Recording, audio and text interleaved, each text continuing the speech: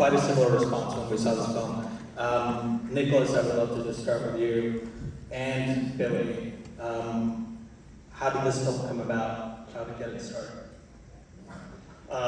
It started with Nick Stoller, a straight man for better or worse.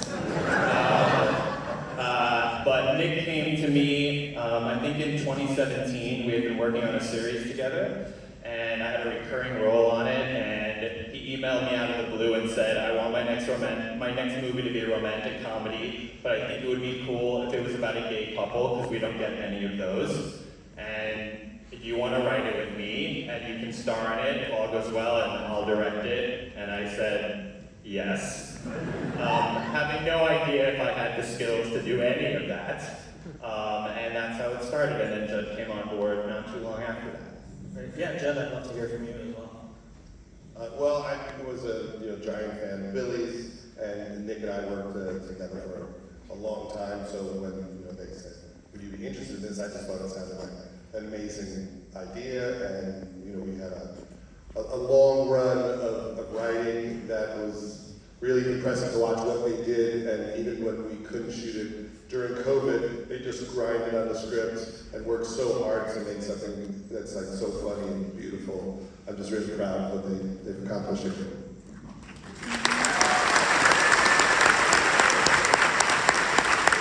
Before we turn it over to the audience, I would love to just go down the line and hear from everyone else. There's so many great characters in the film. Please tell us what part you came in at and what the experience was like working on that. I play Wanda. I'd like to think, and Wanda would like to think, that she was the director of the board. Wanda was always the voice of reason. She was always the calm one, but we later learned, I think, somehow that it was really because Wanda was always high. And that was her way of coping with all of our foolishness, right? But it was, the great thing is that we all figured out how to understand each other and see each other. Hi, I'm Tiff, Madison.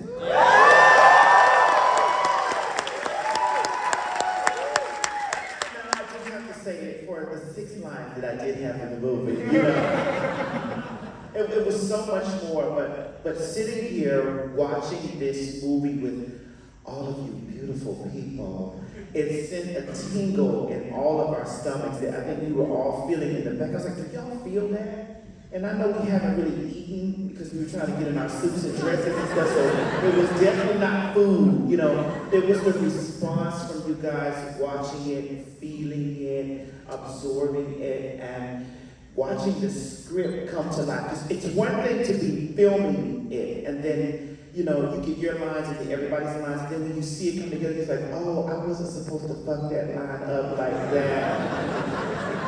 It was supposed to go here, oh God, but the thing about it is it all came together and you guys, did you guys absorb it well? The first rom-com, honey, from a major motion picture studio. Shout out to Universal Pictures for that, okay? Now, forever, but I definitely have to pass this down to Eve. Hi. Well, she looks like Lilith tonight. I'm sorry, what was the question? Your experience on the film and when you joined. Yes, I'm Eve, I play Tamara, and yeah, I auditioned before the pandemic hit, and we were set to do it in April of 2020, I think, possibly, and then, that didn't happen. So it was just waiting. I was so happy at the beginning of the pandemic. I was like, I have a job when all this is done. Hello, my name is Guy. I play Henry.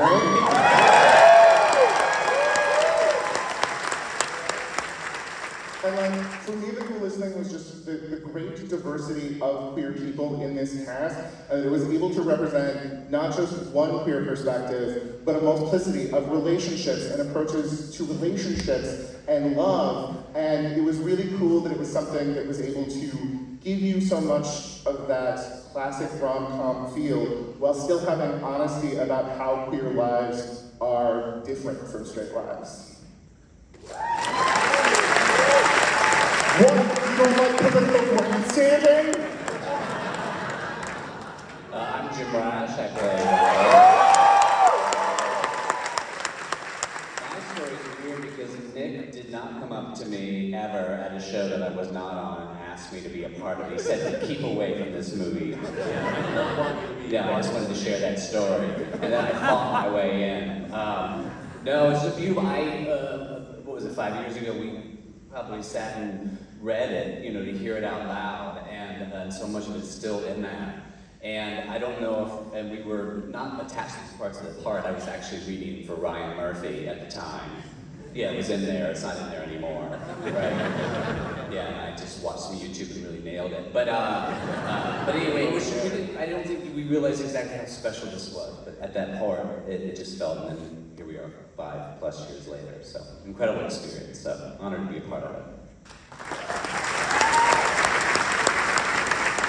I'm Luke Macfarlane.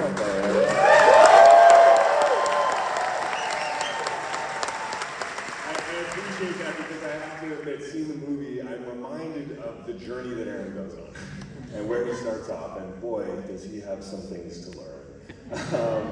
I auditioned for this quite some time ago, and if you buy DVDs, you might be able to see that on the DVD extras once that happens. Yeah, I am so privileged and so happy to be part of this. I can't help but think about the journey Aaron goes on and who I would be watching this movie if I was 18, 19 years old.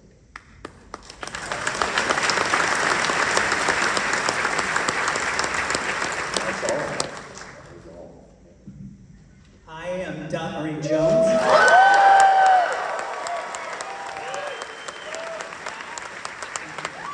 I played Sherry, and I, with Jim and a ton of other people in the room, did the table read years ago. I think it was 19, was it? 2000? End of 2019. 2019.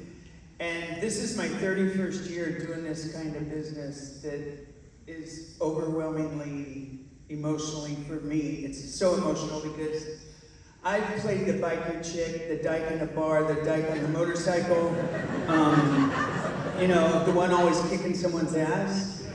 And aside from the amazing stuff that I had the opportunity to do on Glee, this is over the top where everybody is LGBTQ, LMNOP, everybody's included. And never in these 31 years did I think that I would not just see this, but to be a part of this history right here.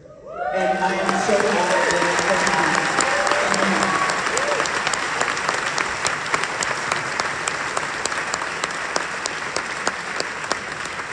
Okay, we have time for a few questions. So if you have a question, please raise your hand, and I will do my best to repeat it. Go ahead. Yes. Hey, how's it going? First and foremost, congrats to you all on this really hilarious yet meaningful film. Billy, Nick, I was wondering if you guys could speak. It's been spoken a lot tonight how this is the first film of this nature from a major motion picture studio, and I was wondering if you could speak a bit to any responsibility you felt on the story with that in mind. So a question about, this being the first film of its kind from a major studio, and for Nick and Billy, what kind of responsibility that comes with? We didn't really think about that when we were writing it. You don't sit down and say, let's write a historic film. We're comedy. I do actually. Every time I open a final draft, History is watching. But no, that's true. We're comedy guys, and we worked on this for a year before we took it to Universal. And what I mean by that is, of course, I do feel an enormous responsibility as a very openly gay person my entire career. You know, I wanted it to be authentic. I wanted LGBTQ folks and gay men to look at the screen and go to a movie theater and go to, you know, see it on a big screen and say, there we are. Like, that's who we are. You know, not all of us, because we're not a monolithic group, but I really wanted it to be honest, but above all, we all wanted it to be really funny. So we felt the responsibility to make a movie that would really make people laugh out loud a lot. Yeah, I mean, that's... It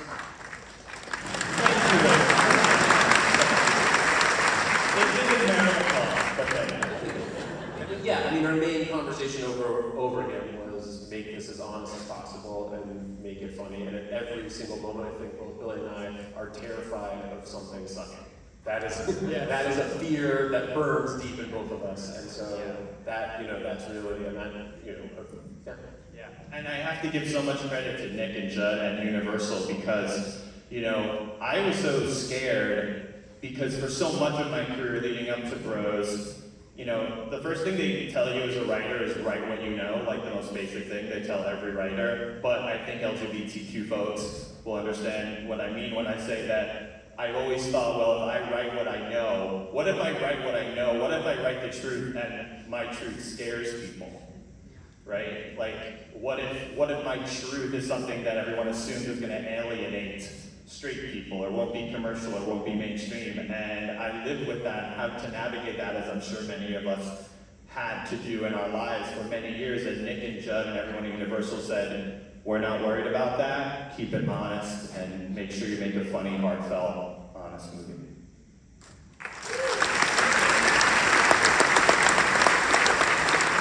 More questions? Yes, right here, go ahead. What's one thing we want young people to take away from this film? So, what's one thing you would want young people to take away from this film? That poppers help with anal sex.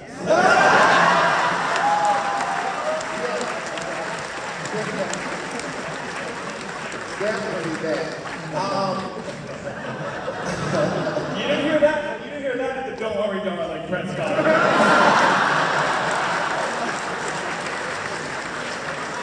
I know for me personally, this movie is so important and so special because young LGBTQ people, young people period, the world that is young and is still wandering, get to see brand new physical images displayed in a major way now. When I was coming up in the South, you know, we didn't have this. I didn't have a strong point of reference where I could turn on my TV and go to the movies and say, oh, that's me, or oh, I aspire to be that, or I aspire to be that. And I can say from this moment moving forward, that will be no longer for our youth.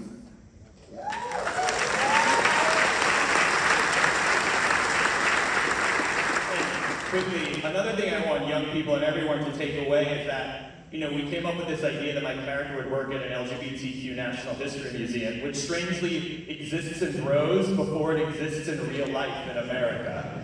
And when I was doing research for it, there were so many things even I, as a middle-aged man, didn't know that I don't know about our own history, because we are never taught our own history. We're never taught it, straight people are never taught it.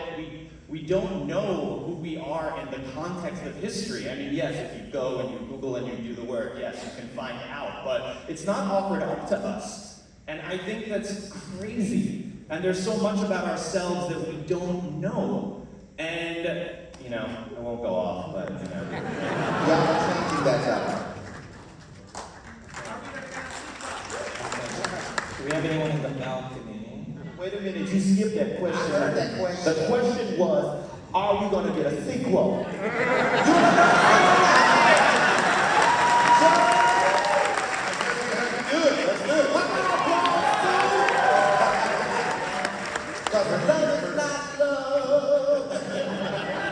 They're not having children, I'm not writing that movie.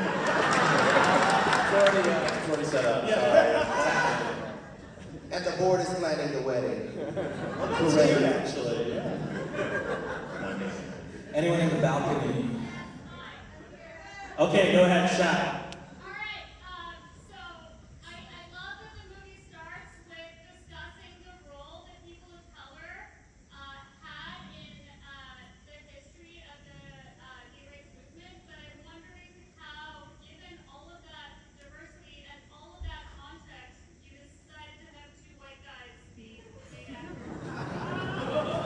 So, a question about the casting. We heard what she said.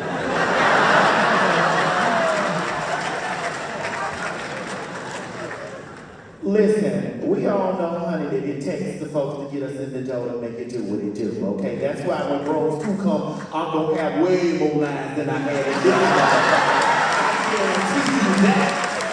And I'm writing all the dirt songs. You will see all types of color all up and through this motherfucker. Next time, instead of seeing Billy's ass, you might see all this ass.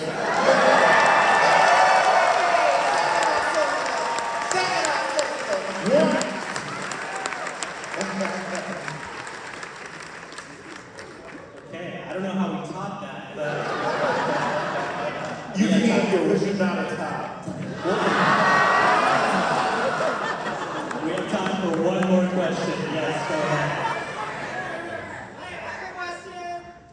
Over there. Over there. It's me! I have a question! Okay, go ahead, shout. It's on behalf of my mother, and she's not as loud as I am. But the question is, what made you choose Toronto for your international premiere? That's a fun question. What made you choose Toronto for your premiere? We got it. Telluride said no. We didn't offer to tell you. I mean, I think it's the perfect festival for this. It's meaningful films come here, but also meaningful commercial films come to this festival. And we submitted it, and I feel so honored to be let in the door. I always feel with a comedy like I'm the jester, like I'm wearing a jester cap, being like, well, we're here too. And so it's just exciting to just be in a festival and be considered a film. We blanket that. Your check's in the mail, thank you. Okay, unfortunately that's all we have time for. Please give it up one more time for Bros.